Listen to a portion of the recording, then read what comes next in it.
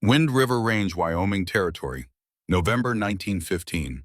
Snow falling thick as communion wafers outside the cabin windows, each flake catching firelight before dissolving into darkness. Inside, an old man sat by the hearth, hands trembling, not from cold, but from the weight of memory. Caleb Stone was 66 years old, hair white as the mountains he'd lived among for 47 years, face carved deep with lines that told stories his mouth had rarely spoken. Across from him sat his grandson Thomas, 23, and restless in the new army uniform that still smelled of wool and starch. The boy looked like his grandmother, same red hair, same green eyes, that asked questions even when the mouth stayed silent. Same way of tilting the head when listening like the whole world might speak if you just paid attention. On the table between them lay a leather journal worn soft as prayer beads, the cover stained with what might have been tears or mountain water, or both. Hannah's handwriting filled every page. 39 years of days written in ink that had faded from black to brown to something closer to sunset. Thomas broke the silence first. Young men always did. "Grandpa, when did you know you loved Grandma enough to fight the whole world?" Caleb looked up from the fire, his eyes still sharp despite the years. Still the color of creek stones found his grandson's face. The boy was shipping out to France next week. The Great War, they called it, though Caleb couldn't see anything great about young men dying in mud thousands of miles from home. Thomas had confessed earlier, voice shaking, that he planned to marry a Catholic girl named Marie, a French girl. His family, good Protestants, all had forbidden it. The old man's fingers, gnarled from frostbite and hard use, touched the journal. The leather was cool smooth, like touching the past itself. "Your grandmother wrote in this every night for 39 years, he said. Stopped only when the consumption took her last spring." Thomas leaned forward, firelight catching the buttons on his uniform. "She was Catholic too," Caleb continued. "A nun, actually, for 10 years. The boy's eyes went wide. "Grandma Hannah was a nun." Caleb nodded once slow. "Let me tell you how a virgin mountain man married a former nun who stood 6 feet 2 inches tall and survived 40 years of judgment, poverty, and love that burned hotter than any Montana winter." He opened the journal. The first page, dated August 1876, showed handwriting that shook like aspen leaves. The words were simple, brutal in their honesty. "I arrived in hell today. They call it Redemption Creek. I call it the place where hope goes to die. But you need to understand where it started." Caleb said, "Not the day she arrived, the day she almost left." His voice dropped lower, finding the rhythm of story, the cadence of confession. "August 20th, 1876. 3 weeks after we married. 21 nights after I last touched her. The fire popped. Snow whispered against the windows. And Caleb Stone, who had spent most of his life in silence, began to speak. The cabin bedroom was too small for Hannah Brennan. It had been too small for 3 weeks. But tonight the walls pressed closer, the ceiling lower, the narrow bed more coffin than comfort. She sat on the edge of the mattress, packing her canvas bag by lamplight, each item a small defeat. 2 dresses, both brown calico, both let out at every seam until there was no more fabric to give. Her fingers had done the work at Holy Name's convent, stitching by candlelight after the other sisters slept. Even then, even in those silent years, some part of her had known she would need clothes for a body that refused to be small. 1 Bible Latin edition.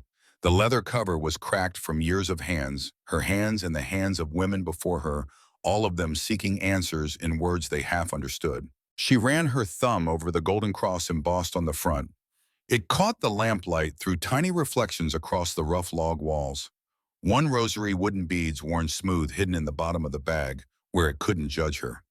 Mother Superior Grace had given it to her the day she took her vows at 18. "You will need this child when the devil comes calling." The devil had come all right, came in the form of wanting, in the form of hunger for things prayer couldn't fill. 1 pair of boots, leather cracked and sole worn thin. They would carry her to the train station at dawn. Away from this cabin, this silence, this man who had married her but wouldn't touch her. Through the window, she could see him. Caleb Stone, 27 years old, built narrow as a fence post, chopping wood in the darkness like a man possessed. The axe rose and fell, each impact echoing across the clearing. He'd been at it for 2 hours. The woodpile was already higher than the cabin roof. A man didn't chop wood at midnight unless he couldn't sleep. Couldn't sleep because something gnawed at him from the inside. Hannah knew that feeling, had felt it for 10 years in the convent, lying on her narrow cot while the other sisters breathed peaceful sleep around her. While her body burned with wanting things her vows forbade. While every prayer felt like swallowing stones. She'd left the convent for this. Left safety, left certainty, left the only home she'd known since her parents died. Answered an advertisement in the Denver Post written in careful script. Homesteader seeking wife. Hard work, simple life. Wind River country. Must be strong, faithful, willing. She was strong, God knew. 6 feet 2 inches of muscle and bone shoulders, broad enough to carry a grown man's hands that could wring a chicken's neck or lift a full water barrel without strain. The convent had put that strength to use. Scrubbing floors, hauling laundry, digging garden beds while the smaller, prettier sisters taught children or arranged flowers for the altar. She was faithful too in her way. 10 years of rising at 4 for Lords, kneeling on stone floors until her knees bled, eating thin soup and hard bread, speaking only when spoken to. 10 years of trying to make herself small enough for God to love. But the willing part, that's where she'd failed. Mother Superior Grace had known, had seen the restlessness in Hannah's eyes during Vespers, the way her gaze drifted to the windows, to the mountains beyond Denver's streets, to anywhere but the crucifix on the altar. The old woman had tried to beat it out of her. 47 times over 10 years the rod had fallen on Hannah's back. Once for asking why they couldn't question doctrine. Once for humming a song from her childhood. Once for looking too long at a workman repairing the convent gate. The scars were still there, pale lines crisscrossing her back like a map of failed obedience. She'd left anyway. Walked out of Holy Name's convent on a Tuesday morning, returned the habit to Mother Superior's trembling hands, and spoken the words she'd been rehearsing for a year. I choose life. Mother Grace had slapped her. The sound had echoed in the stone chapel like a gunshot. You choose damnation, the old woman had hissed. You choose flesh over spirit. You will regret this until you draw your last breath. Maybe she would. Maybe this was regret, packing a bag in a strange cabin while her husband chopped wood to avoid being near her. She closed the bag, stood. Her head nearly touched the ceiling beams. Caleb had built this cabin for a normal-sized woman, or maybe built it for solitude, never expecting someone like her to fill the space. Outside, the axe fell silent. Hannah held her breath, listening. Footsteps. Heavy breathing. The creak of the lean-to-shed door opening, closing. He was going to sleep out there again. Like he had every night for 3 weeks. Giving her space, he'd said. Letting her settle in. But 3 weeks wasn't settling in. 3 weeks was abandonment. She grabbed the lamp, left the bag on the bed, and walked out into the night. The shed smelled like blood and leather musk and wood smoke. Furs hung from the rafters, beaver and fox and marten. Their eyes empty, their bodies flattened to valuable pelts. Steel traps lined one wall, jaws gaping, waiting for something living to stumble in. A workbench dominated the center, scarred from years of skinning knives and mistakes. Caleb sat on a 3-legged stool, head bowed, sharpening his Bowie knife. 12 inches of steel edge, honed so fine it could split a hair. The whetstone sang against the blade, a rhythm older than speech. Shk, shk, shk. He didn't look up when Hannah ducked through the doorway, didn't stop sharpening. But his shoulders tense, his muscles going tight under the thin cotton shirt. You should be asleep, he said. Voice quiet, always quiet, like he'd forgotten how to speak at normal volume after 8 years alone in the mountains. Hannah set the lamp on the workbench. The light caught the furs, made their dead eyes gleam. She had to stoop to keep her head from hitting the beams. Even stooped, she dominated the small space. So should you. Can't sleep. The knife, the stone, the rhythm continued. Been trying for 3 weeks. She stepped closer. He didn't retreat, but the knife paused mid-stroke. Why won't you touch me? The question hung in the air like smoke. Hannah watched his face, watched the way his jaw clenched, the way his knuckles went white on the knife handle. Caleb Stone was not handsome. Not by any measure. His face was too narrow, nose broken from some long-ago accident beard, thick enough to hide most of his features. But his eyes, when he finally looked up, were honest. Creek stone gray with flecks of gold that caught lamplight. Those eyes held something close to pain. Because I don't know how, he said. The words came out broken, like each one cost blood. Hannah blinked. What I don't know how, his voice cracked. I've never been with a woman, never even kissed a woman before our wedding day. The knife clattered to the workbench. His hands started shaking, fine tremors running up his arms like fever chills. Hannah stared at him, processing. A virgin, 27 years old, and still a virgin. Tell me, she said softly, and it came pouring out. 8 years of silence breaking like a dam. Parents died when I was 19. Winter of 1868. Avalanche took them both while we were checking trap lines. My sister Sarah, she was 14. We survived 6 weeks eating horse meat and snow. She died of pneumonia the day before rescue came. His voice stayed flat, telling it like a weather report, but his hands wouldn't stop shaking. After that, it was just me. Alone in these mountains. I'd go into town maybe twice a year, sell furs, buy supplies. But I didn't know how to talk to people anymore, especially not women. They'd look at me like I was something wild, something dangerous. So I stopped trying. He looked up at Hannah, and his eyes were wet. 8 months ago, I turned 27. Realized I'd been alone longer than I'd been around people. Realized I might die out here without ever knowing what it meant to not be alone. So I put an advertisement in the paper. Figured maybe some woman desperate enough to answer would be patient with a fool like me. Hannah's throat went tight. Then you stepped off that train, Caleb continued. Tall and strong and beautiful, and I froze. Every night since I lie in this shed thinking, what if I touch you wrong? What if I hurt you? What if you realize you married a man who doesn't know the first damn thing about loving a woman? The confession ended. The silence that followed felt heavier than stone. Hannah knelt down, bringing herself to his eye level. Her knees cracked on the hard dirt floor. You think I'm beautiful, Caleb laughed, wet and broken. Not yes. Every morning I watch you hang washing, the way you move strong and sure, how you hum Gregorian chants while cooking, the way sunset catches your red hair. You're the most beautiful thing I've seen in 8 years of seeing only mountains and sky. Then why didn't you ask me to teach you because you were a nun? He said it like an accusation and an apology at once. You took vows of purity. I thought you'd be disgusted by me wanting you that way. Hannah felt something crack open in her chest. Laughter or tears or both. Caleb, her voice came out rough. I left the convent for this, for wanting. Now it was his turn to stare. She settled back on her heels, hands folded in her lap like prayer, but not prayer at all. My family sent me to holy names when I was 18. Said I was too big, too strange. No man would want me. Better to give me to good, so I took vows. Promised obedience, poverty, chastity. She closed her eyes, remembering. 10 years of cold floors and thin soup and prayers that bounced off stone walls. But the wanting never stopped. I'd lie awake at night, aching for things I couldn't name. Touch, warmth, life. Mother Superior Grace caught me once pressing my hand between my legs under the blanket. She beat me, said the devil lived in my flesh. Hannah opened her eyes, found Caleb watching her with something close to horror. She beat me 47 times over 10 years. For asking questions, for being too tall, for wanting. These scars on my back, she gestured behind her, those are from trying to make me small enough for God to love. Her voice hardened. But I'm not small. I never was. And 6 months ago, I realized God didn't want me small either. He made me this size for a reason, made me strong for a reason. So I left. Walked away from safety because I wanted to tremble. Wanted to know what it feels like to be wanted as a woman, not just as a servant scrubbing floors. She reached out, took his shaking hands in hers. Her hands were twice the size calloused from work, but gentle.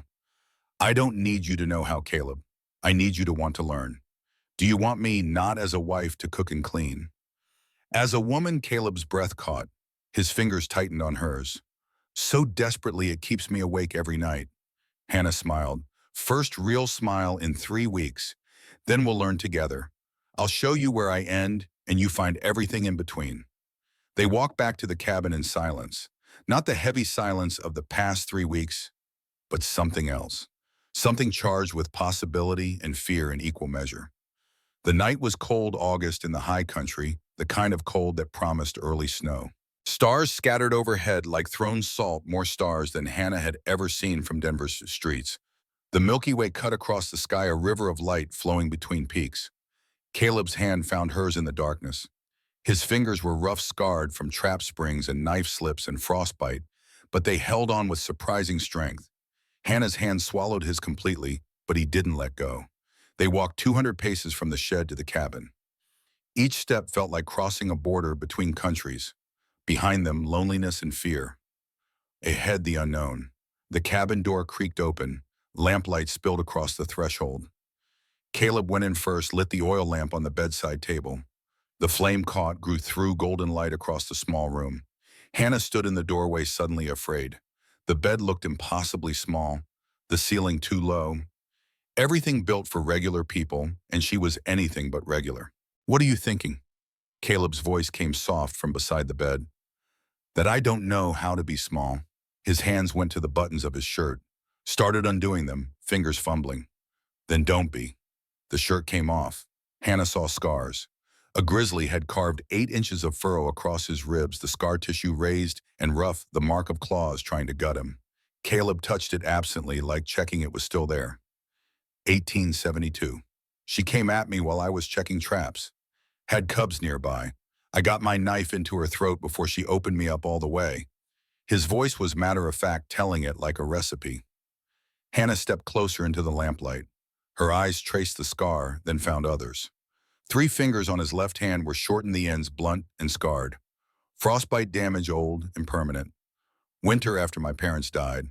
Had to dig through snow with bare hands looking for firewood. Fingers died slow. Cut them off myself before gangrene could spread. A circular scar on his right shoulder, puckered and deep. Shoshone arrow. 1874. Land dispute. Wasn't his fault. I was on his hunting grounds. Dozens of smaller marks scattered across his torso. Knife slips, rope burns, thorn scratches, branch whips. The accumulated damage of 8 years surviving alone. Caleb stood there, shirtless, scars on a display, and looked at her with something close to shame. "I'm built for surviving, not for loving." Hannah reached up, started unlacing her dress. The brown calico that had been let out 3 times and still strained across her shoulders. "Show me your scars," she'd said. Now it was her turn. The dress fell. The undershirt followed. She stood before him in her final layer, then removed that too. Caleb's breath stopped. Her body was not soft, not curved in the ways paintings showed women should be. She was all muscle and bone, shoulders broad as a man's arms, thick from hauling water and scrubbing floors and digging garden beds. Her breasts were large but firm, her stomach flat and ridged with muscle, her thighs powerful enough to crush. "Lord have mercy." Caleb's voice came out strangled. "Hannah, you're like one of those Greek statues, like strength carved from marble." Then she turned her back. The scars from Mother Superior's rod crisscrossed her skin in a web of faded white lines. 47 scars. 47 times someone had tried to beat the life out of her. "They tried to make me ashamed of wanting," she said. It never worked. She turned back around, facing him fully. Naked and unashamed. "This is who I am, Caleb. Scarred, big, too much for most men. Can you want this?"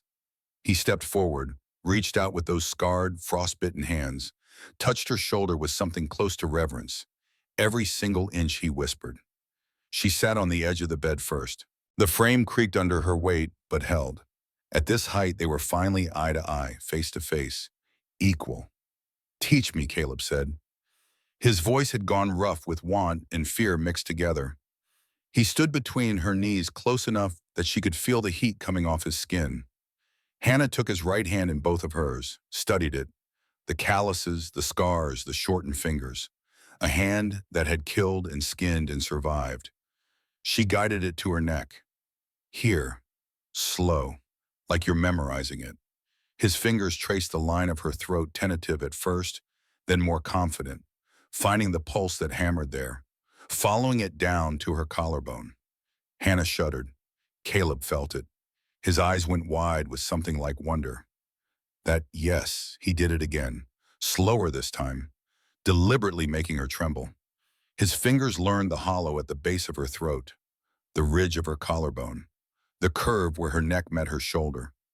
Each touch drew a reaction, a sigh, a gasp, a full body shiver she couldn't control. "You're so responsive," he murmured, every touch makes you shake, because nobody ever cared enough to notice. The words came out before she could stop them, true and raw and painful. Caleb's eyes glistened in the lamplight. Then I'll spend tonight proving them all wrong. His hands moved lower, cupped her breasts, learning their weight. When his thumb brushed across her nipple, Hannah gasped and arched into his touch. There, he breathed. There. Yes, God, Caleb, yes. He filed it away like treasure, kept exploring. Behind her ear made her whimper. The inside of her wrist made her breath catch. The curve where neck met shoulder made her moan his name out loud. Show me more. His voice had gone hoarse. Show me everything. I want to know every spot that makes you tremble. She guided his hands lower, across her ribs counting them, down her belly feeling the muscles contract, to her thighs showing him the sensitive skin on the inside. When his fingers found the spot high on her inner thigh, her whole body jerked. That's a good spot, he said, the barest hint of a smile. Yes, she was laughing and crying at once. That's a very good spot. He kissed her there soft and reverent. She trembled so hard the bed frame creaked. I got you, he murmured against her skin. I got you, Hannah. You're safe with me. His hands moved higher, following her whispered instructions. Learning the geography of pleasure, the map of her body that no one else had bothered to read. She showed him the rhythm, the pressure, the exact place that made stars burst behind her eyelids. Like this. His voice shook with concentration and desire. Like this, yes, just like, oh God, just like that. The pleasure built slow at first, then faster, rising like floodwater, unstoppable and overwhelming. His fingers moved with growing confidence, reading her body's responses, adjusting based on every gasp and moan. When she finally shattered, it wasn't like the lonely releases she'd given herself in desperate privacy at the convent. This was connection, being known, being wanted, being cherished. She cried out his name as waves rolled through her hands, tangling in his hair, powerful thighs trembling around his hand. When the tremor subsided, she pulled him up to her, kissed him, fierce-tasting salt, and something else, something that might have been joy. Did I do it right? He asked against her mouth. Vulnerable as a child. You did it perfect. She pulled him closer, wrapping her arms around his narrow frame. But we're not done, not nearly done. Now it's my turn to learn you. His eyes went wide. There's more, so much more. She reached for the buttons of his trousers with shaking fingers. Her hands, large and capable, fumbled with the same nervous energy that had made his hands shake minutes before.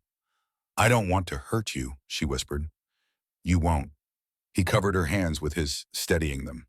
Hannah, I trust you, more than I've ever trusted anyone. The trousers fell, then the union suit beneath. He stood naked before her, trying not to cover himself, trying not to show the shame of a body that felt inadequate next to hers. But the way she looked at him drove the shame away. Her eyes traveled over him like he was something precious, something worth studying. Can I touch you, please? Her hands explored like his had explored her. Tentative, then bolder, tracing the muscles of his chest lean and hard from years of physical work, the ridges of his ribs, the scars that marked him. When her fingers wrapped around him, he gasped. His knees nearly buckled. Like this wonder in her voice. Yes. God, yes. She learned him with the same focus he'd shown her, listening to every hitch in his breath, every groan, every whispered instruction. I want you inside me, she whispered against his ear. The words sent fire through his blood. He nodded, unable to form words. She lay back on the bed, powerful and beautiful, trusting him with something no one else had touched with kindness. Caleb climbed over her, his smaller frame cradled between her thighs.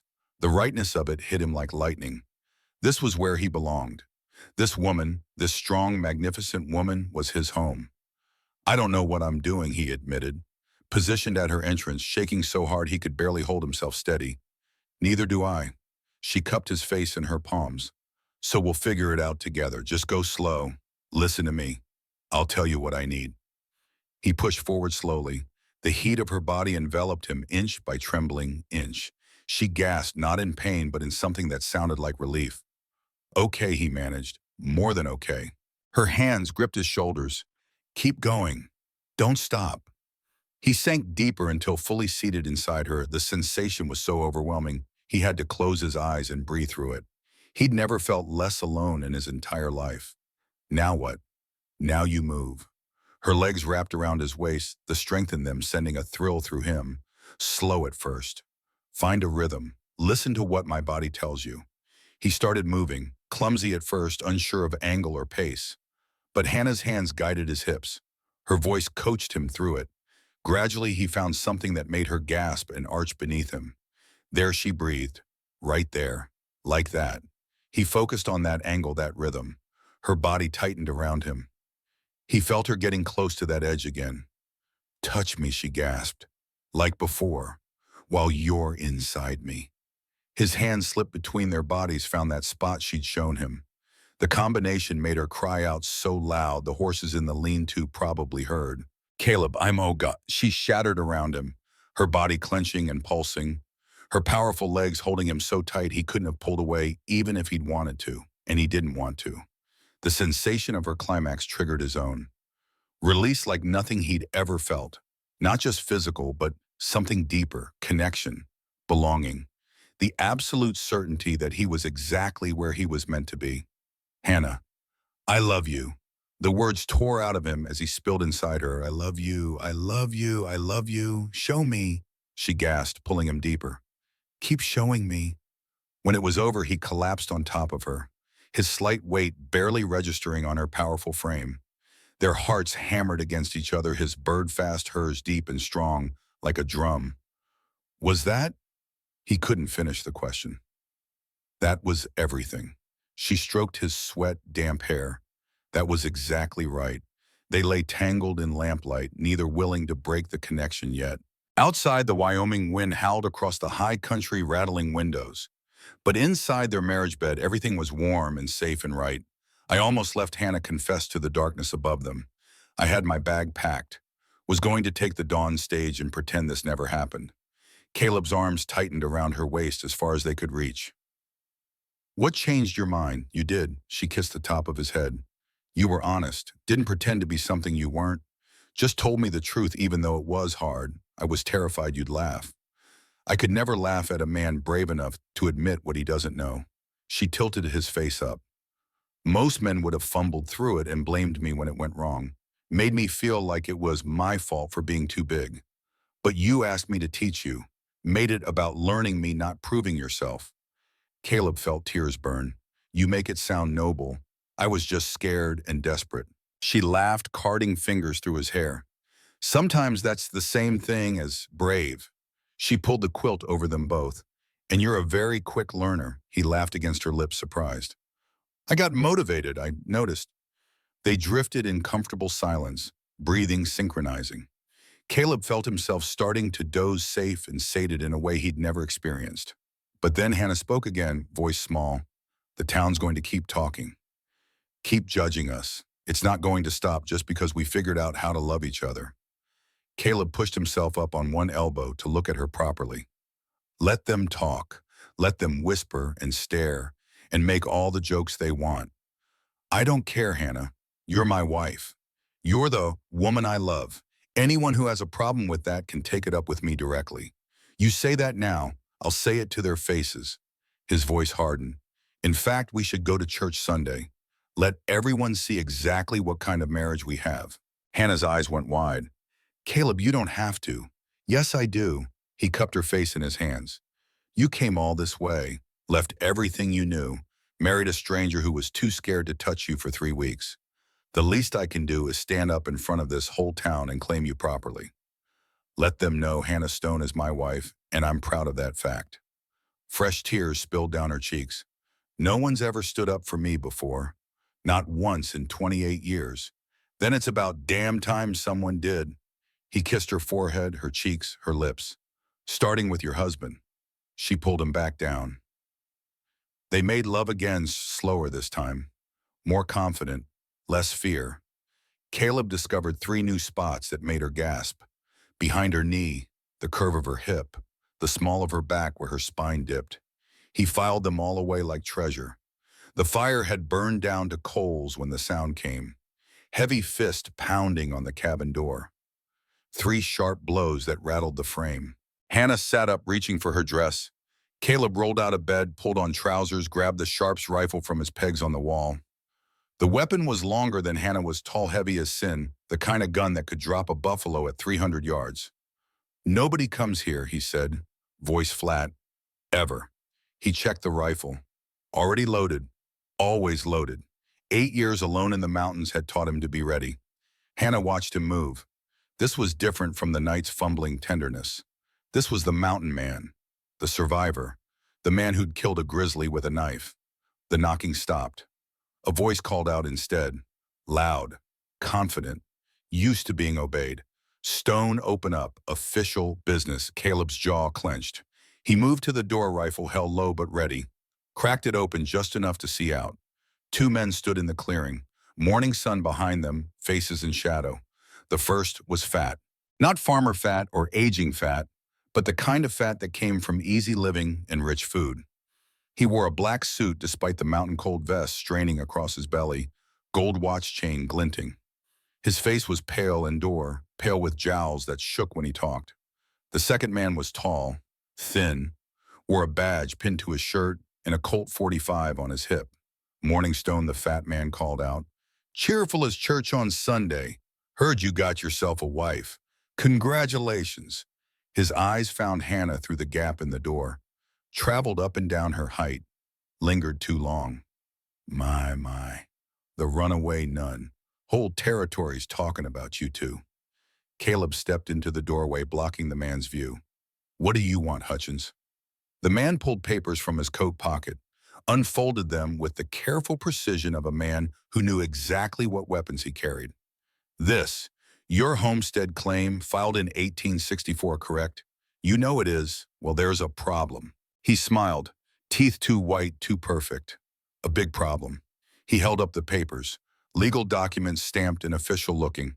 "Your father filed this claim under the Homestead Act, required 5 years continuous habitation to gain full ownership. But he died in 1868, 4 years after filing, never completed the requirement." Caleb's knuckles went white on the rifle stock. The fat man continued, enjoying himself now. "You've been living here, true, but you never filed a claim in your own name. Far as the law's concerned, this land is public domain, available for claim." He tucked the papers back into his coat. "I filed a new claim last month. Sushanim, legal and proper. This land is mine now. You're squatting on my property." Hannah stepped forward, moving beside Caleb. She had to duck under the doorframe. "That's not possible. This is his home. His father's grave is 100 yards from here." The fat man's eyes crawled over her again.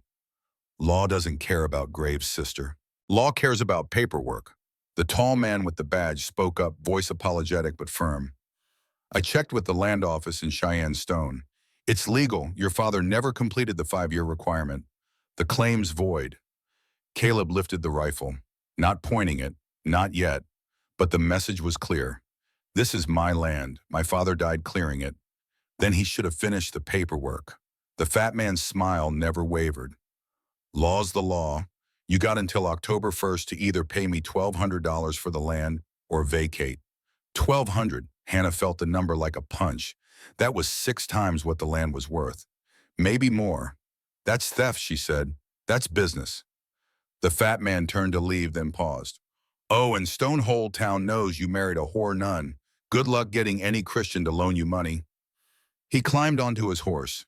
The deputy followed, looking uncomfortable, but saying nothing. October 1st, the fat man called back, "Cash or clear out." They rode away, dust rising behind their horses, leaving Caleb and Hannah standing in the doorway of their home, watching their future disappear into the morning light. Caleb stood frozen in the doorway. The rifle shook in his hands. Not from fear, from rage so pure it had nowhere to go. He spun, slammed the rifle into the wall. The stock cracked. He didn't seem to notice. The word hung in the air like gun smoke. Hannah had never heard him curse. The profanity carried more weight than any prayer. "How much do you have?" she asked quietly. 300, maybe, in furs from last winter." He turned to her, eyes red. "That's 900 short, Hannah. 900 we don't have and can't get in 5 weeks. Then we work. We trap every day. We sell everything. Even if we trap dawn to dusk, we can't make 900 in 5 weeks." His voice broke. The best season I ever had was 400 over 3 months. Hannah moved to him, put her hands on his face, making him look at her. Then we fight. We go to the land office. We appeal against a man with money and lawyers. He pulled away. We'll lose, maybe, but we try, because this is our home. The word home hit him visibly. He'd never called it that before, not once in 8 years. Now it was home, and they were about to lose it. They rode into Lander that afternoon. Hannah sat behind Caleb on the old mule arms wrapped around his waist. Every person they passed stopped to stare. The general store owner, a man named Carson, stood in his doorway watching them go by, shook his head slowly, disapproval clear as day. The blacksmith, Big Jim Murphy, huge Irishman, with arms thick as fence posts, spit tobacco juice as they passed. Looked at Hannah like she'd personally offended him. Women whispered behind gloved hands, pointed, pulled their children away like sin was catching. Hannah felt each stare like a brand, but she kept her head up, chin high. She'd survived 10 years of judgment in the convent. She could survive this. The land office sat at the end of Main Street. Small building, rough timber, official seal painted on the door. Inside, a young clerk named Timothy Brooks looked up from his ledger. Help you, Caleb laid Wade's papers on the desk. Need to contest this claim. Timothy studied the documents, pushed his spectacles up, read carefully. Finally, he sighed. Mr. Stone, I'm afraid Mr. Hutchins is correct. Your father's claim was never completed, and you never filed independently. The land is legally available for homesteading. There has to be something we can do. You could file a counterclaim, challenge his ownership. Timothy didn't sound hopeful, but it takes 6 months to process, and you'd need a lawyer. $200 minimum just to file. Hannah spoke up. What if we pay him the $1,200 he's asking? Timothy shrugged. That's between you and him. If you pay, he has to transfer the deed. But he sets the price. They left the office. Stood on the wooden sidewalk. The town moved around them, people going about their lives while Caleb and Hannah's fell apart. A group of young men lounged outside the saloon. 5 of them ages 18 to 22. The kind of boys who had nothing to do but make trouble. The leader was tall, blonde, red-faced. Wade Hutchins' son. Well. The young man pushed off the wall, grinning. If it ain't the hermit and his nun bride, his friends laughed. Elbowed each other. Tell me, sister. He stepped closer. You still pray before bed, or just spread your legs for the mountain man? More laughter. Louder now, drawing attention from passers-by. Hannah felt Caleb tense beside her. Felt him start to reach for the knife at his belt. She stepped forward instead. Put herself between Caleb and the young Hutchins. The boy was 6 feet tall. Hannah was taller. She looked down at him, face calm, saying nothing. His grin faltered. He took a step back without meaning to. What? Got nothing to say, whore? I spent 10 years in silence, Hannah said. Voice cold as mountain water. Learn to speak without words. Right now my silence is telling you to walk away, for my husband makes you. The boy glanced past her at Caleb, saw the Bowie knife in his hand, 12 inches of steel edge gleaming. The mountain man held it casual like it was part of his arm. The young Hutchins swallowed hard. Your daddy's taking your land anyway. He tried to sound tough, but his voice shook. Enjoy your last month, sister. He and his friends walked away, trying to swagger but walking too fast. Hannah turned to Caleb, found him staring at her. You were brave, he said. I was terrified, but I won't let them see me broken. They started back toward the mule. A voice stopped them. Mrs. Stone, old woman, stood in the doorway of the church. 70 at least, white hair pulled back, severe black dress buttoned to her chin. But her eyes were kind. The woman stepped closer, studied Hannah with those kind, sharp eyes. I knew Mother Superior Grace at Holy Names. She wrote me about you. Hannah braced for judgment. She said you were the strongest novice they ever had. Too much fire for those walls. The woman smiled. I'm glad you got out. Hannah felt tears prick her eyes. Thank you. The woman's smile faded. Be careful of Wade Hutchins. He's been eyeing Wind River land for months. Why, Caleb asked. Because the railroad's coming through next year. The woman lowered her voice. My late husband was a surveyor. I still have his maps. The planned route goes right through your property. Wade knows it. That land will be worth 5,000 when the tracks arrive. The truth hit like a fist. This wasn't about homestead law. This was about greed. Wade wanted the land to sell to the railroad at massive profit. But there's more you should know about Wade, the woman continued. Her voice dropped even lower. 20 years ago, his father owned land east of here. The railroad came through, offered pennies on the dollar for right-of-way.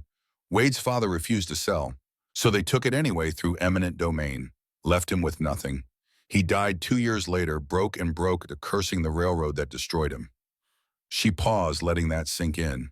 Wade watched his father die poor because he wouldn't bend to the railroad. Now Wade's become exactly what killed his father. He's using the law to steal land from people who can't fight back, then selling to the very company that crushed his own family. That's the kind of man you're dealing with. What can we do? Hannah asked. Fight. The woman reached into her handbag, pulled out an envelope. This is $150, a loan interest-free. Pay me back when you can. Caleb started to refuse.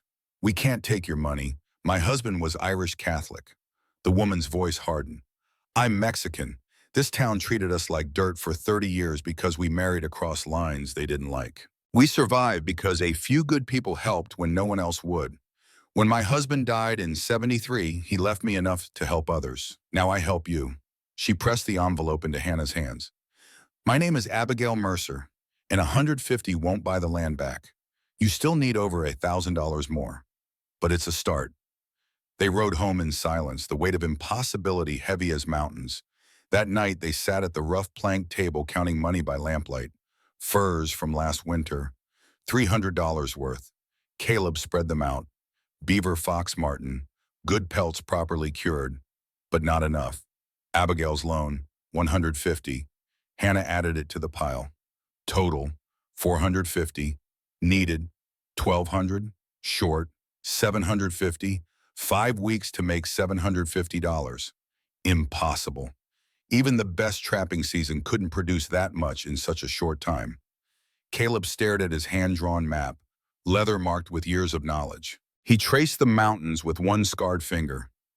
There's one place I haven't trapped, where his finger stopped on the highest peak marked on the map.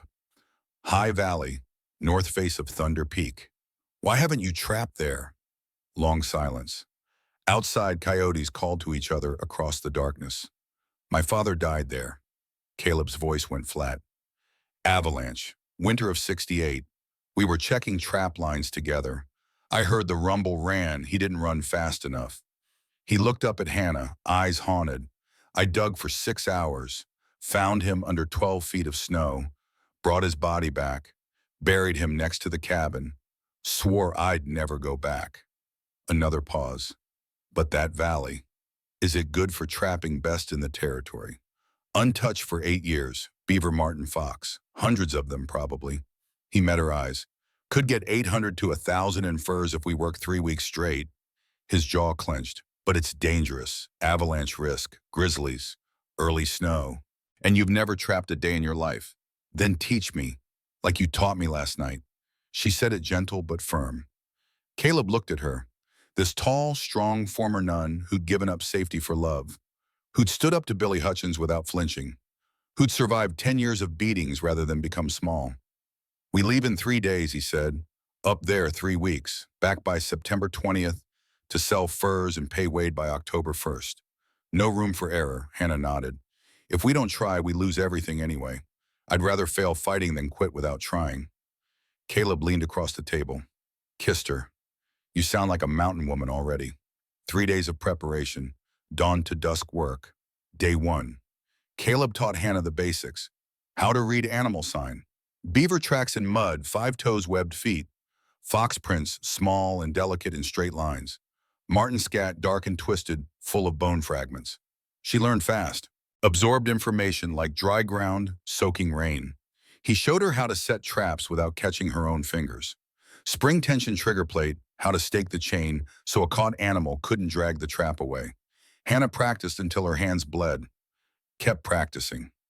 He taught her to skin, quick cuts behind the legs around the tail, careful work around the face. She vomited the first time seeing the flesh peel away from muscle. But she learned, day 2, Packing supplies, 40 steel traps, each one 5 pounds, 200 pounds total. Caleb would carry most of them, but Hannah insisted on taking her share. Sharps rifle and 50 rounds, Bowie knife, whetstone hatchet, canvas tent, wool blankets, rope, dried meat flour, salt coffee, cast iron pan pot. Everything they'd need to survive 3 weeks in the high country. Hannah sewed extra pockets into her dress for carrying small items, made a pack from canvas and rope that fit her shoulders. Day 3. Caleb took her to his graves. 3 wooden crosses, names carved deep. His father, his mother, his sister Sarah. They stood silent. Wind moved through the aspens, leaves rustling like whispered prayers. "I'm taking her where you died," Caleb said to his father's grave.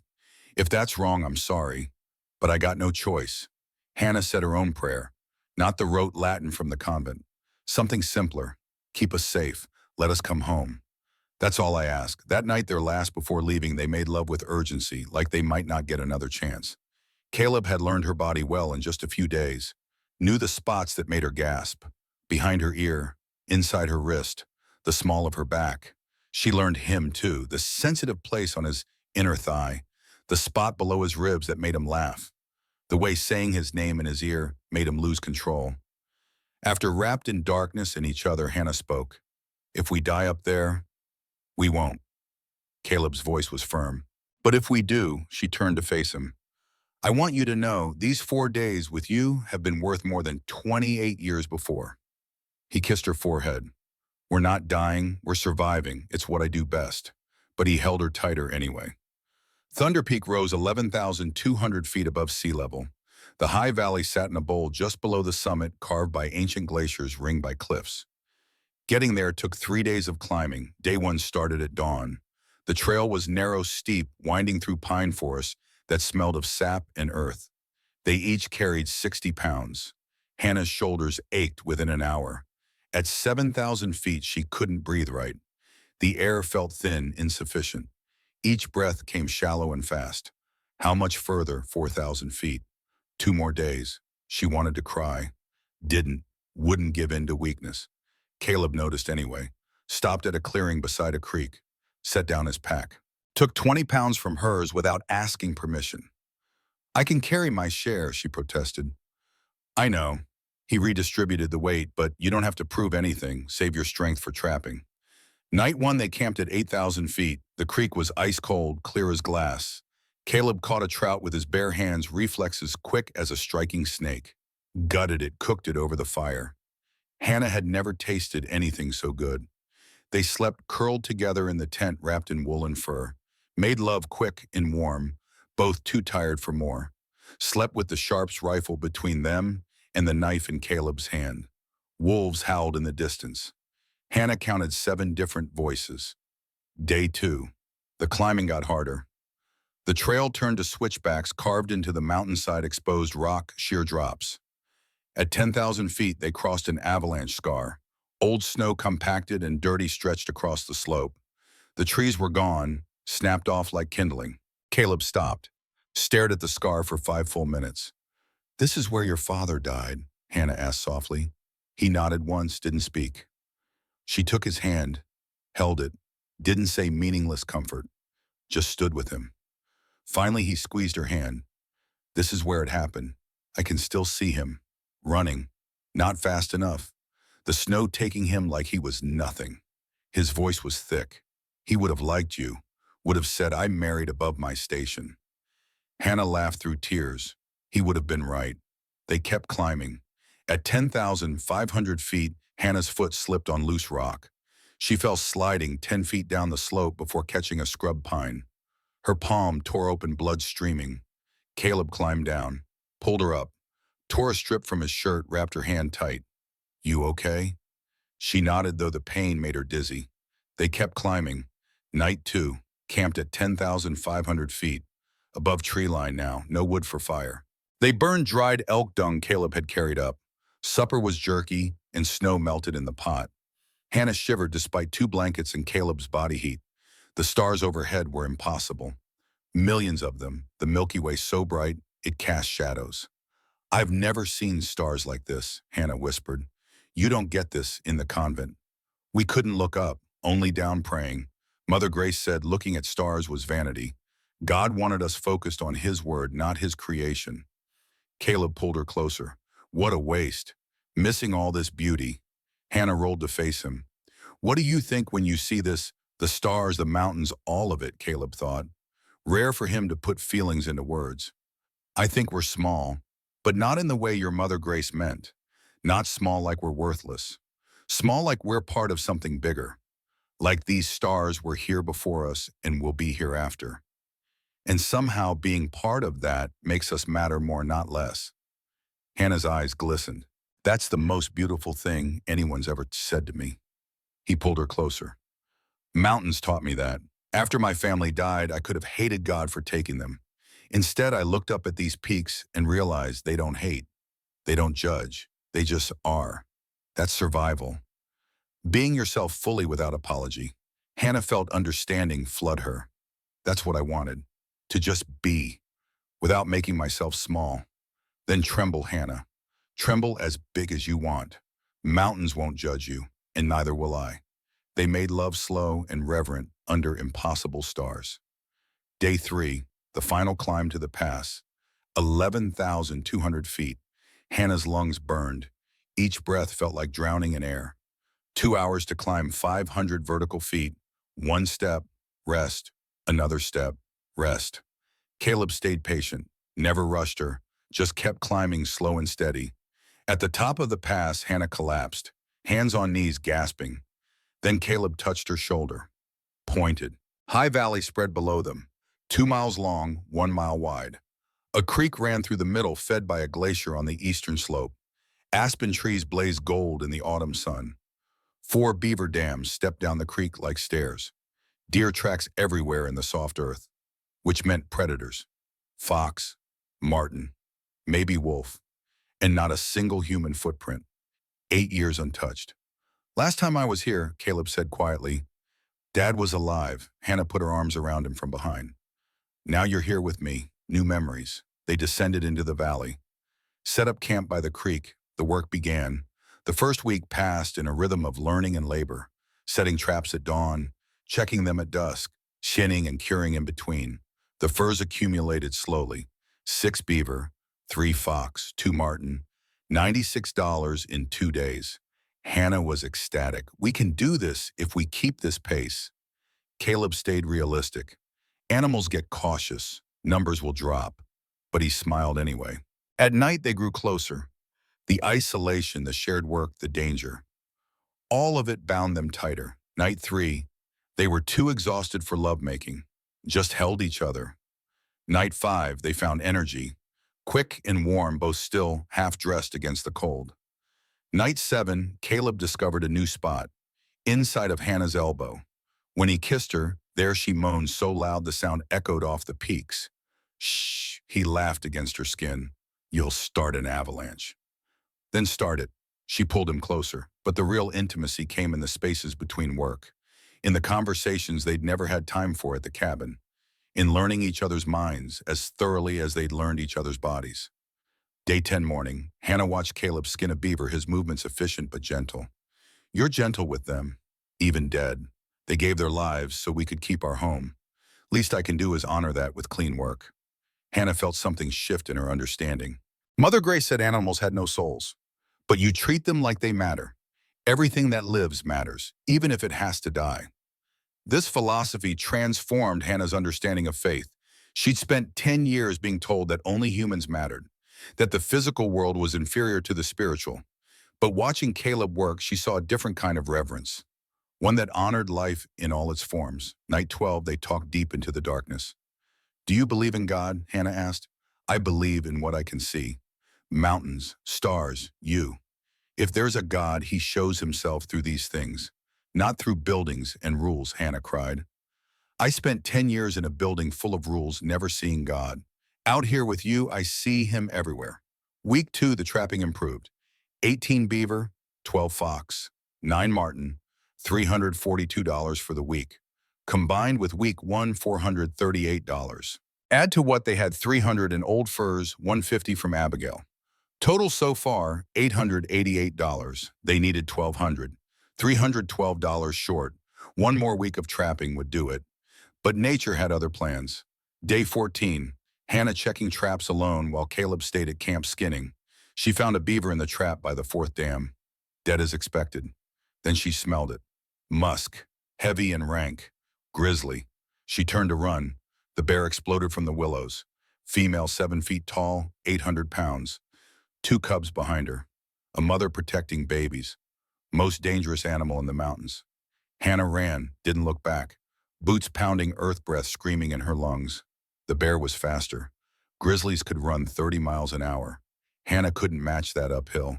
50 feet behind. 40. 30. She screamed. Caleb. 300 yards away at camp, Caleb heard. Grabbed the sharps, ran. He came around the bend. Saw Hannah running. Saw the grizzly 20 feet behind her and closing. No time to think. He raised the rifle. 200 yards downhill, moving target. Impossible shot. He took it anyway. The sharps boomed like thunder. 50 caliber rounds, 70 grains of powder. The recoil nearly knocked him over. The bullet hit the grizzly's shoulder. Not a killing shot, but painful. The bear roared, spun toward Caleb. He was reloading. 12 seconds to reload a sharps. The bear would reach him in 8. Hannah stopped running, turned back. She saw a rock, 20-pound size of her head. Picked it up, threw it. Her convent years of hauling water had built strength. The rock flew true, hit the bear's skull. The grizzly stopped, confused. 2 threats, 2 directions. Caleb got the rifle loaded, aimed, fired. This shot hit the heart. The bear dropped, dead before it hit the ground. Silence except for their breathing. Fast and panicked. Caleb ran to Hannah. You came back. Why didn't you run? Because you didn't run when the bear attacked you in 72. Because I don't leave you. They held each other, both shaking, both crying from adrenaline and fear and relief. That night they made love desperately, like each moment might be the last. Elijah found that pleasure after near death was twice as intense. But there was something else too, something deeper. Hannah whispered in the darkness, I've never had someone risk their life for me. Mother Grace said love was sacrifice, but she meant giving up joy. You showed me love is risking everything to protect joy. Caleb held her close. I'd take that shot again, every time, because a world without you in it isn't worth living in. Week 3, days 11 through 19. They work together now, never separating, checking traps as a team. The furs kept coming. Hannah's skills matched Caleb's. Fast, clean skinning, perfect curing. By day 19, the end of week 3, $520 in new furs, total count, $958 in furs from the valley, plus $300 in old furs, plus $150 from Abigail. Grand total, $1,408, $208 more than needed. We did it. Caleb counted the pelts 3 times to be sure. Hannah, we actually did it. She wept. We're going to keep our home. One more day. Tomorrow they'd pack everything, start the 3-day descent, sell the furs, pay Wade, and keep their land. Tomorrow, day 20, the last day. Morning broke clear and cold. They packed the furs, 958 pelts weighing 120 pounds total. Checked the traps one final time. Found 2 more beaver, 16 more dollars. Final total, $974 in valley furs. By noon they were ready, started climbing toward the pass. The sky was blue. Perfect, no sign of trouble. Then Caleb looked west. His face went pale. Clouds, black and heavy, rolling over the peaks like spilled ink. The temperature dropped from 50 degrees to freezing in an hour. Early snow, Caleb said. We need to move. Now. They climbed faster, racing the storm. The snow started as they reached 10,000 feet. Light at first, pretty even, then heavier, then a full blizzard. Wind 40 miles an hour, temperature 20 degrees, visibility 10 feet. They pushed through the pass, started down the avalanche scar. Caleb stopped, held up his hand.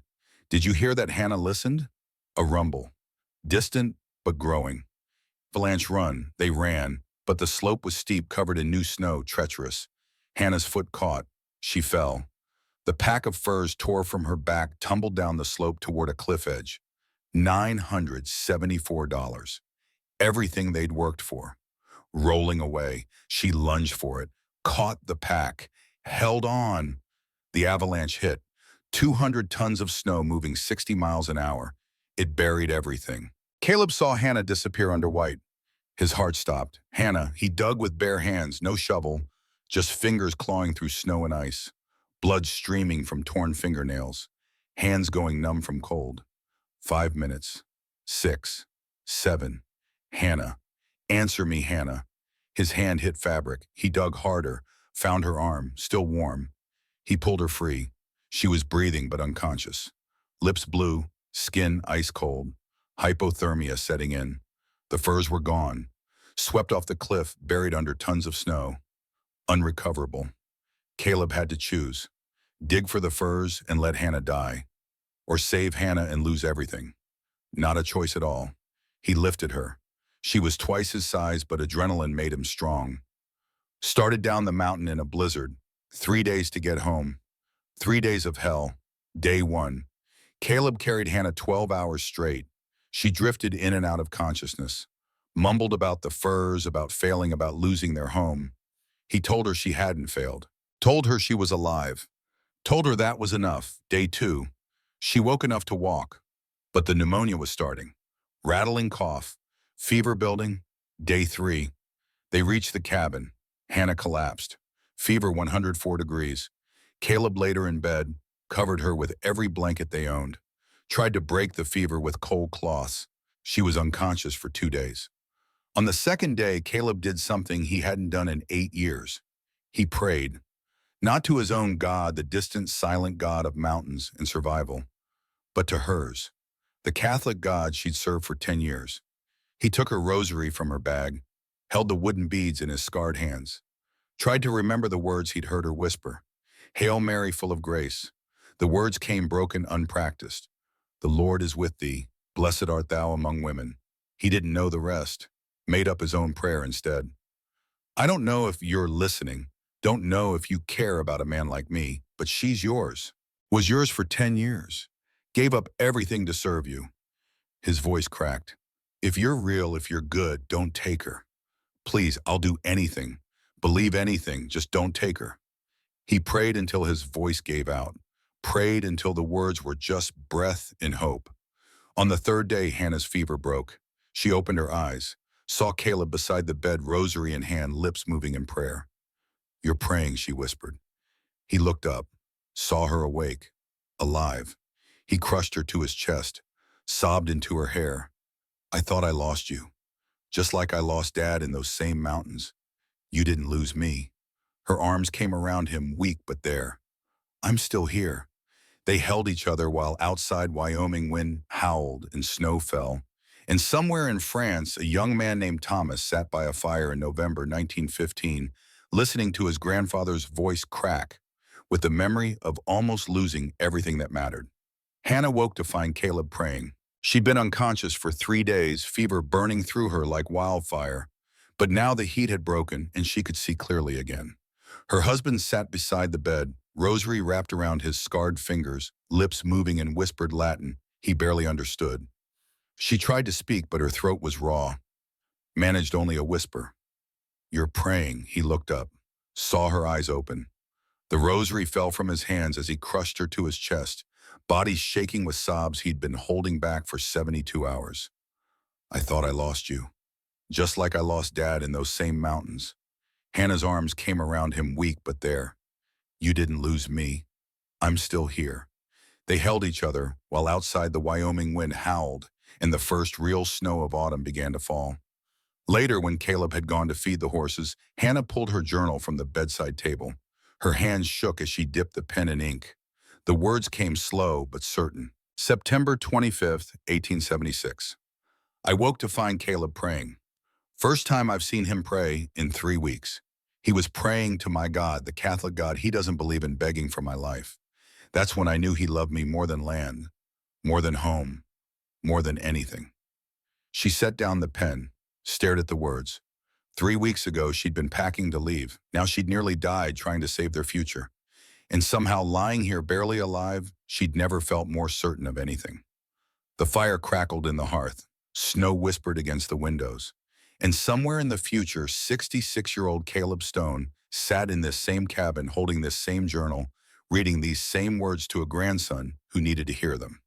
November 1915. The fire had burned down to coals. Thomas sat silent, processing everything his grandfather had told him. Caleb closed the journal. His hands, spotted with age, trembled slightly. "So you lost the furs and almost lost," Grandma Thomas said. "What did you do?" Caleb's mouth twitched, something between smile and grimace.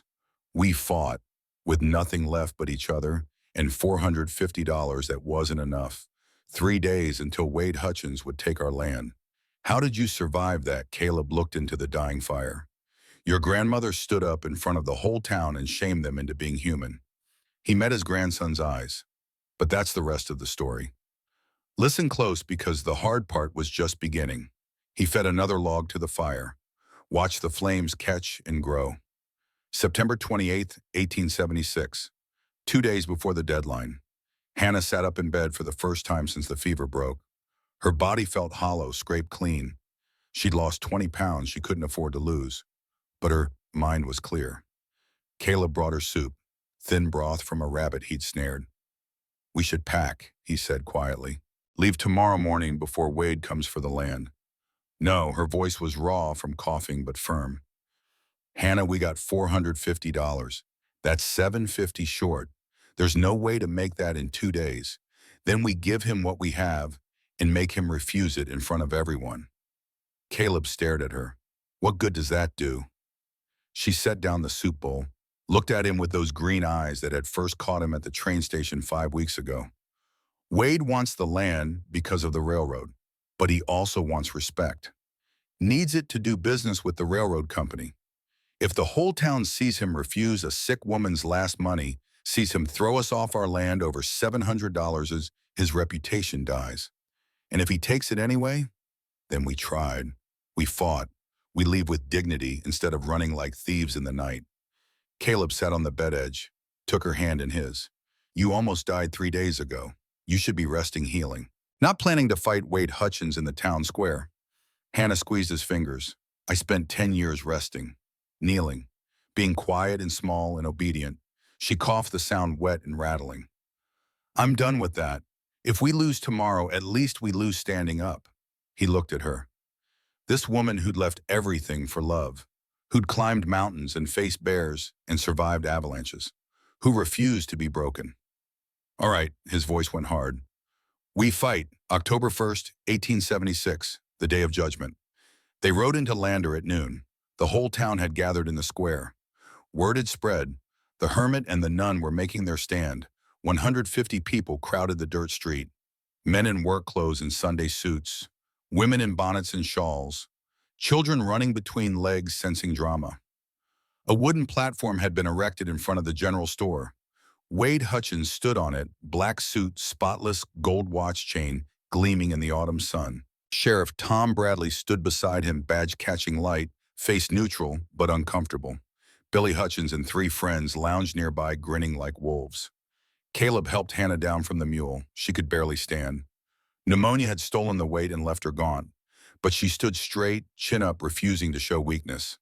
The crowd parted as they walked toward the platform. Whispers followed. "Look at her, half dead. Poor things. Wade's going too far this time." Wade's voice boomed across the square. "Mr. Stone, do you have my $1,200? Caleb climbed onto the platform. Hannah stayed below, leaning against a post for support. "No, sir. We have $450. He set a leather pouch on the makeshift table. Coins clinked inside. Wade opened it, counted slowly, making a show of it. $450. You're $750 short." His voice carried satisfaction. "Not acceptable." Caleb kept his face blank, but his hands clenched. "We spent 3 weeks in the mountains trapping. Got $974 in furs. Early snow hit. Avalanche buried everything. My wife nearly died." He pointed down at Hannah. She swayed slightly, gripping the post. "This $450 is everything we have left in the world." The crowd murmured, sympathy building.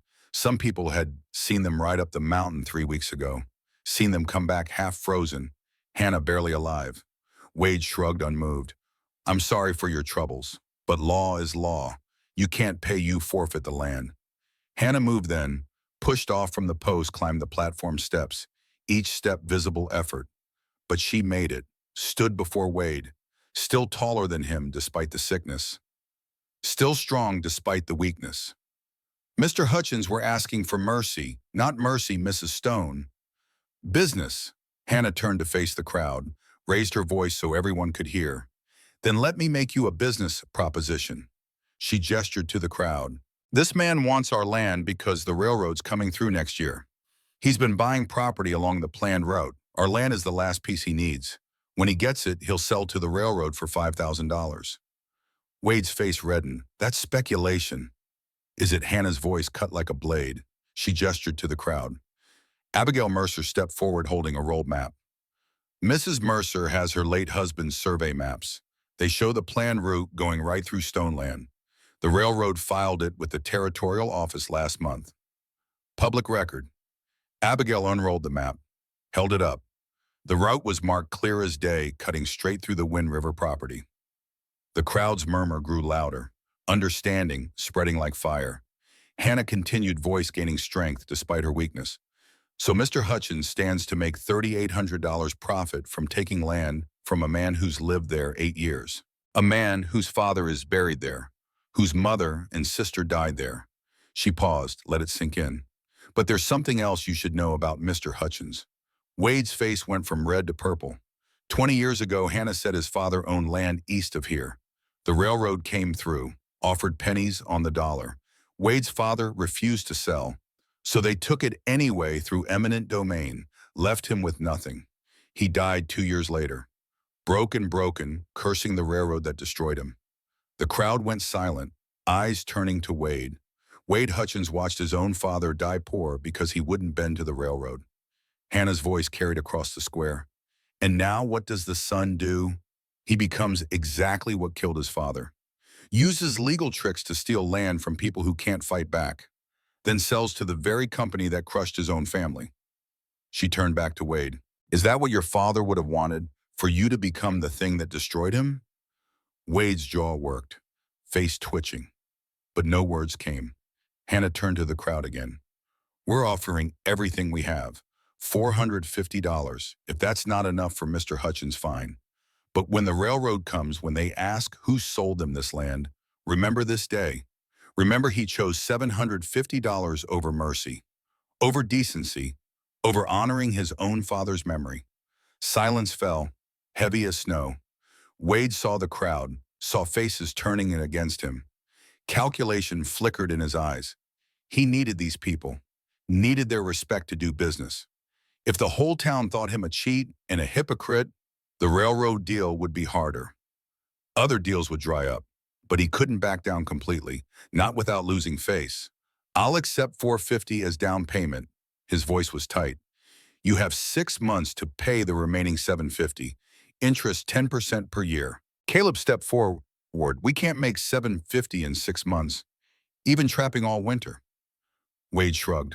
Then you'll lose the land in April instead of today, but at least I'll look reasonable. Some in the crowd nodded, seemed fair on the surface. But Hannah saw the trap. Winter trapping might bring $300 if they were lucky. Still, $450 short come April. Wade would get the land anyway, just delayed. She opened her mouth to argue. A voice cut through the square. Excuse me, Mr. Hutchins, I have a question. Deputy Frank Garrett stepped forward. He'd been standing at the edge of the crowd, watching everything with troubled eyes. What? Wade snapped. Deputy Frank moved closer to the platform. His hand rested on his badge. Is this what your father would have wanted? For you to become the thing that killed him, Wade sputtered. That's none of your concern, Deputy. Frank's voice stayed quiet but steady. I've been thinking about this for 3 days. Couldn't sleep. Because I've been enforcing a law that's technically legal, but morally wrong. He looked at the crowd. My wife asked me a question. She said, since when is legal the same as right? And I didn't have an answer. Because it's not the same. It's never been the same. His hand went to his badge, unpinned it. I realize now that my badge means I uphold justice, not just law. And there's no justice in this. He dropped the badge in the dirt at Wade's feet. I quit, Wade. I won't be part of stealing a man's home, even if it's legal. The crowd gasped. Frank pulled money from his pocket. I'll loan them $200. No interest, 10-year repayment. He set it on the table. Sheriff Tom Bradley, who'd been watching, silently smiled. Frank, you just restored my faith in deputies. Abigail Mercer climbed onto the platform, opened her handbag. I'll loan 200. Big Jim Murphy, the Irish blacksmith who'd spit tobacco at Hannah weeks before, stepped forward, face red with shame. I'll loan 100. My wife's Catholic too. I was wrong to judge. Mr. Carson from the general store. 50 from me. Miss Sarah Thornton, the school teacher. 75 from my savings. One by one they came. Ranchers, shopkeepers, workers. Some gave $20. Some gave 10. Some gave 5. The pile grew, and in 15 minutes, $650 had been gathered. Added to Caleb's $450, $1,100 total, still 100 short. Wade smiled, seeing his escape. Still short. Nice try, but the law says 1,200. Movement at the back of the crowd. An elderly man pushed through. Reverend Thomas Crane, the Baptist minister. 70 years old, white beard, walking stick. He climbed the platform slowly. Everyone watched. I stood here 6 weeks ago, the Reverend said, and called this woman a fallen nun. Called their marriage an abomination. He looked at Hannah. I was wrong, his voice shook. I've watched them these weeks. Watched how he looks at her. How she stands up for him. How they face death together in those mountains. And I realized something. I've been married 40 years and never loved my wife the way these two love each other after 5 weeks. He pulled money from his coat. Here's $100 from my personal savings. He laid it on the table. Because if their love is an abomination, then I want nothing to do with my God. Total. $1,200. Exact. Sheriff Bradley stepped forward. Counted the money. Verified it. Mr. Hutchins, he said, they have full payment. Do you accept? Wade stood trapped, every eye on him, his father's ghost watching, caught between greed and shame. His jaw worked, face twitching. Finally, through gritted teeth, I accept. The sheriff pulled out deed transfer papers, made Wade sign, made Caleb sign. The land legally transferred to Caleb Stone and Hannah Stone. Their home, saved. The crowd erupted, cheering, clapping. Not everyone. Some faces showed disgust, but enough celebrated to matter. Hannah's knees buckled. Caleb caught her, held her up. She turned to the crowd, to the people who'd saved them. Thank you. Her voice broke. All of you, thank you.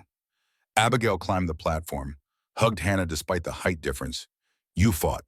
That's what mattered. The rest of us just followed your lead. Caleb pulled Hannah onto the platform with him. In front of everyone. She was weak, swaying, but she stood. He looked at the crowd, at faces that had whispered and judged and mocked them for weeks. His voice carried across the square. I got something to say. The crowd quieted.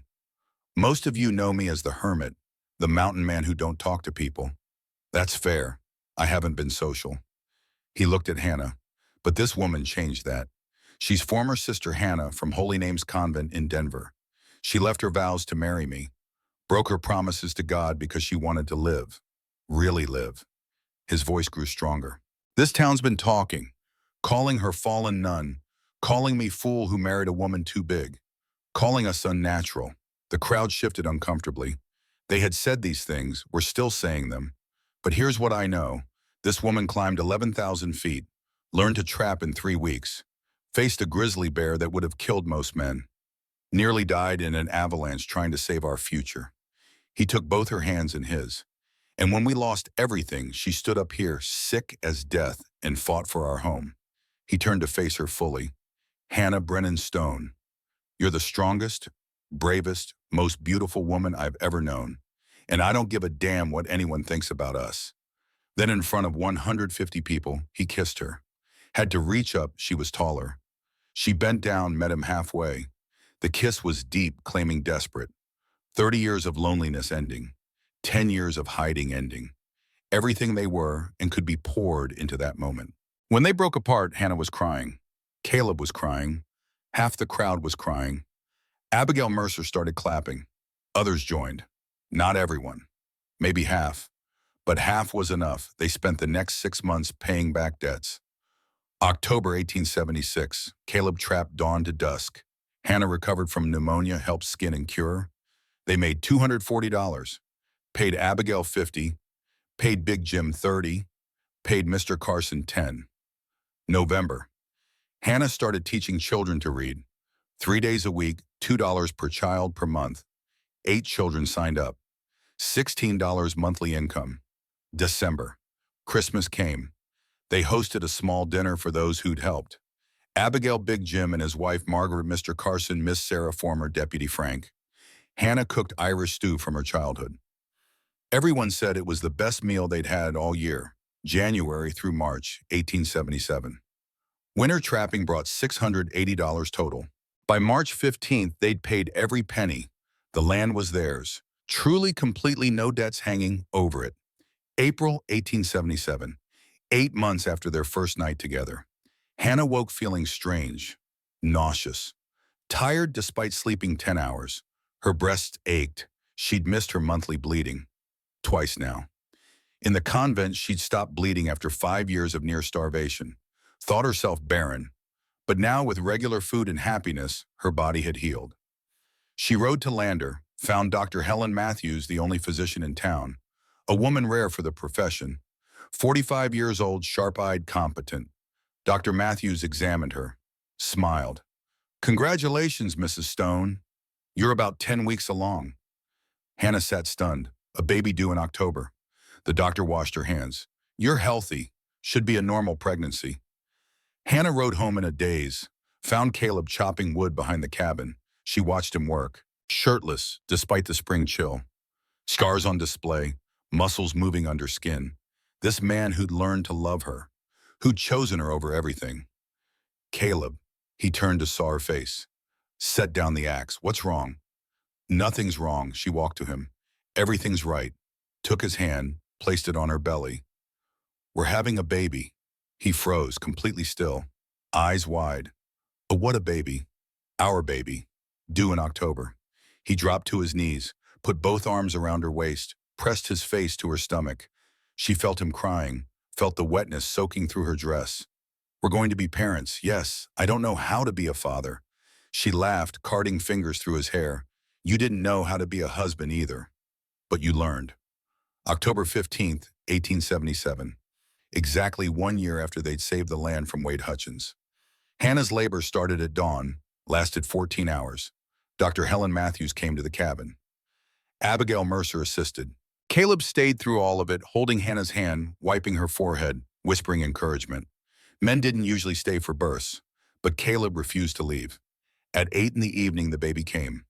A girl, 9 pounds healthy, screaming with strong lungs, red hair like her mother, gray eyes like her father.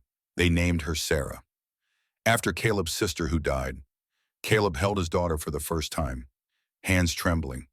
"She's so small." Hannah laughed, exhausted. "She's 9 pounds. That's big. Not compared to you." He kissed Hannah's forehead. "Thank you." That night, the three of them slept together, Sarah between her parents, safe, loved, home. November 1877. Sarah was 1 month old. Hannah wanted her baptized Catholic, but there was no Catholic church in Lander, only Baptist and Methodist. Father Brennan was a circuit priest, traveled through Wyoming territory every 3 months, saying Mass for scattered Catholics. Hannah wrote to him, asked him to baptize Sarah. He arrived in early November, 55 years old, Irish accent, thick as wool, kind eyes but stern face. She met him at the makeshift chapel, really just a room above the general store. "Father, thank you for coming." He studied her. "You're the former Sister Hannah, the one who left holy names." "Yes, Father." He shook his head. "You're excommunicated, left your vows, married outside the church, I know. But my daughter is innocent. She deserves God's blessing. The child was conceived outside sacramental marriage. We are married, justice of the peace, not recognized by the church." He crossed his arms. "I cannot baptize a child born of sin." Abigail Mercer, who'd come along for support, stepped forward. "Father, this woman nearly died saving her family. She's taught 16 children to read for free. She's lived more Christian life in 1 year than most lifelong churchgoers." She faced the priest directly. "If God doesn't accept her, then maybe your God is too small." Father Brennan's eyes widened. Then slowly he laughed. "You're right, Mrs. Mercer. Absolutely right." He turned to Hannah. Who am I to deny God's grace? He agreed to baptize Sarah. 20 people attended, Catholics, Protestants, non-believers, mixed together. Abigail stood as godmother, Big Jim Murphy as godfather. First time Lander had seen a mixed faith ceremony. Afterward, Father Brennan spoke privately with Hannah. This doesn't mean you're forgiven by the church. That would require confession, penance, annulment of your marriage. Hannah met his eyes steadily. I understand. And I'm not asking forgiveness. I'm asking for my daughter to be welcomed into faith. As for me, God and I have made our peace. The priest studied her, nodded slowly. I believe you have. The years passed. Life built itself day by day. 1878. Sarah learned to walk at 10 months. Fast, determined, stubborn. Caleb built an addition to the cabin, 2 more rooms. Hannah's school grew to 20 children. The town started paying her $30 a month. 1879. A son was born, Thomas, named after Reverend Thomas Crane, the Baptist minister who'd objected at the town square but had slowly grudgingly come to accept them. The Reverend cried when he learned the baby's name. 1880. The railroad arrived, just as Abigail's maps had predicted. Wade Hutchins made his fortune selling other land to the railroad company. But not the stone land, never the stone land. Wade approached Caleb one day in town. I'll buy your property for $5,000. Caleb looked at him. At this man who'd tried to steal their home. It's not for sale. This is where my family lives, where my parents are buried, where my children will grow up. Wade's face twisted. You're a fool, Stone. That land's worth a fortune. Maybe, but some things matter more than money. Caleb walked away. Never looked back. 1881. A daughter was born. Catherine called little Kate, 8 pounds quieter than her siblings' watchful eyes that missed nothing. 1882. Another son, Caleb Jr., 7 pounds loud, demanding, always hungry. 4 children now, ages 5, 3, 2, and newborn. The cabin rang with noise, crying and laughing and shouting. The sounds of life. 1889. 13 years after the wedding. Hannah was 41. Caleb 40. Their children were 12, 10, 8, and 7. They sat on the porch one evening watching the kids play. Sarah was teaching Thomas to read. Little Kate and Cal were climbing aspens, seeing who could get higher. Hannah wrote in her journal, as she did every night, August 20th, 1889. I left the convent 13 years ago today. Sometimes I think about the life I abandoned, the quiet, the safety, the simplicity. She paused, pen hovering. Then I look at my husband, my children, my home, and I know I wouldn't trade this for anything. Caleb read over her shoulder. You ever regret it leaving? She thought about it, honest. I regret the 10 years I wasted hiding, but leaving never. Not even when we almost died in the mountains. Especially not then. Because that's when I learned you'd choose me over everything. He kissed her head. Every time. Every single time. They sat in comfortable silence, hands linked, watching their children grow in the golden light. Then Sarah screamed. Mappa Thomas fell from the tree. He's hurt. They both jumped up, ran to where Thomas lay on the ground, arm bent wrong, crying. Dr. Matthews was summoned. The arm was broken, but would heal. Life continued. Never easy, always challenging. But together. Rule 3rd, 1915. Hannah woke knowing she was dying. Had known for months, but kept it from Caleb. The consumption, same disease that had killed Mother Superior Grace. Fitting somehow. She was 66. Had lived 40 years with Caleb. Seen her children grow and marry. Held 12 grandchildren. Built a life beyond anything she dreamed in that convent cell. She wrote her final journal entry. Caleb thinks I don't know I'm dying, but I know. Consumption like Mother Grace. Perhaps this is God's way of reminding me where I came from. Her hands shook, but the words came clear. But I'm not afraid. I had 40 years of more happiness than I thought possible. I had a husband who learned every spot on my body that made me tremble and never stopped learning. I had children, grandchildren, a community that grew from judgment to acceptance to love. I had a life. She finished with the words she most wanted someone to read someday. To any woman reading this who feels too big, too much, too loud for the world. You're not. You're exactly right. Find someone who sees that and then tremble together. She died 3 days later, Caleb holding her hand. Her children surrounding the bed, grandchildren waiting outside. Her last words whispered so soft only Caleb heard. Every night, you learned me every night. He kissed her forehead. And you taught me what it meant to live. She smiled, closed her eyes, didn't open them again. Caleb buried her next to his parents, next to his sister Sarah, in the ground she'd fought to keep, the ground that had become home. November 1915. The fire had burned to coals. Thomas sat silent, processing everything. Caleb closed the journal, set it gently on the table. So that's the story. A virgin mountain man and a runaway nun. 40 years of marriage, 4 children, 12 grandchildren, and more love than I knew existed in the world. Thomas wiped his eyes. And you never regretted it, even when it was hard. Especially when it was hard. Caleb looked at his grandson. The hard times proved it was real, proved it was worth fighting for. Thomas pulled out a photograph. A young woman, dark hair, bright eyes. This is Marie, French, Catholic, from Lyon. My family says I'm betraying our faith, throwing away my future. But Grandpa, when I'm with her, I feel like I've found home. Caleb studied the photograph. Marie was tall for a woman, strong-looking. She looks like she could survive mountains. Thomas laughed. She's a farmer's daughter. Stronger than most men I know. Caleb leaned forward. Then marry her boy, before you ship out to France. If you wait until after the war, you might not come back. Or she might not wait. But the family, Caleb's voice went hard. Damn the family. Listen to me, Thomas. Your grandmother left everything for love. We nearly died for it. Lost our money, our safety, our reputation. He picked up the journal.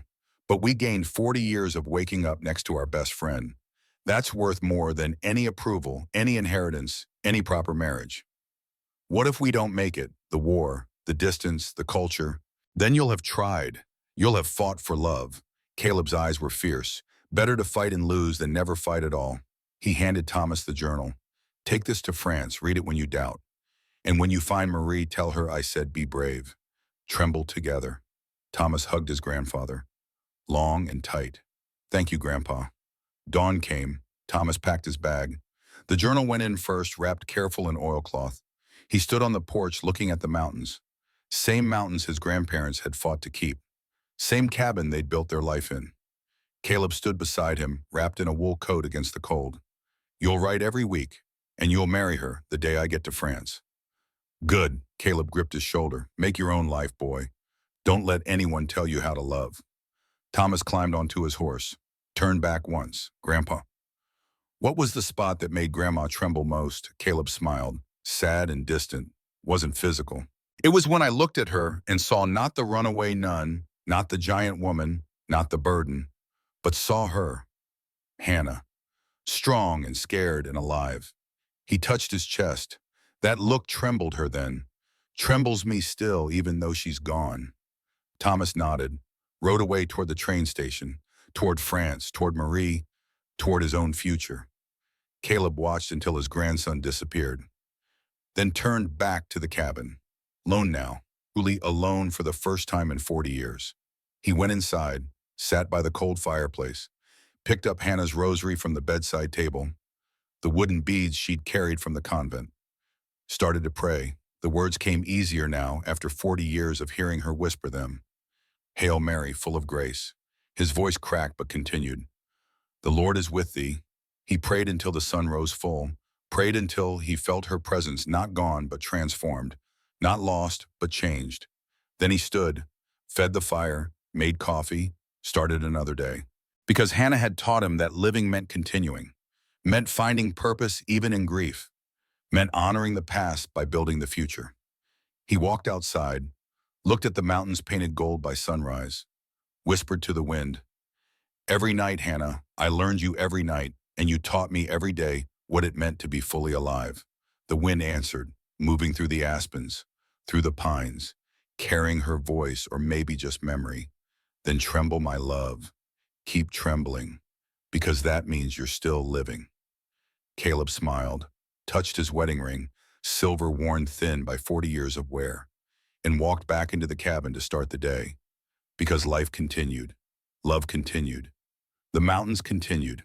And somewhere in France, 6 months later, Thomas Stone married Marie Beaumont, in a small Catholic church outside Lyon. He wore his army uniform. She wore her mother's wedding dress. Father Brennan's nephew, also a priest, performed the ceremony. The same family blessing that had baptized Sarah 40 years before. Thomas carried his grandmother's journal through the trenches of the Great War. Read it by candlelight in muddy foxholes. Drew strength from words written by a woman who'd climbed mountains and survived avalanches and loved without shame. He survived the war, brought Marie to America, to Wyoming, to the cabin where his grandfather still lived. Caleb met Marie at the door, looked up at this tall French woman who towered over his grandson, smiled, "Welcome home," and the cycle continued. Love finding love, courage finding courage. The trembling passed down through generations like a promise kept. In the high country of Wyoming, the mountains stood eternal. Snow fell and melted, seasons turned, years passed. But in a cabin by a creek surrounded by aspens and pines, the story lived on. The story of a virgin mountain man and a runaway nun who chose love over everything else, who learned each other in the darkness and claimed each other in the light, who trembled together for 40 years and taught the world what it meant to be truly magnificently, courageously alive. Their graves stood side by side on the hill. Simple wooden crosses, names carved deep. Caleb Stone, 1849 to 1921. Hannah Brennan Stone, 1848 to 1915. Together, always together. And on quiet nights when the wind moved just right through the valley, you could almost hear them, laughing, loving, living, trembling together in the darkness and the light, forever.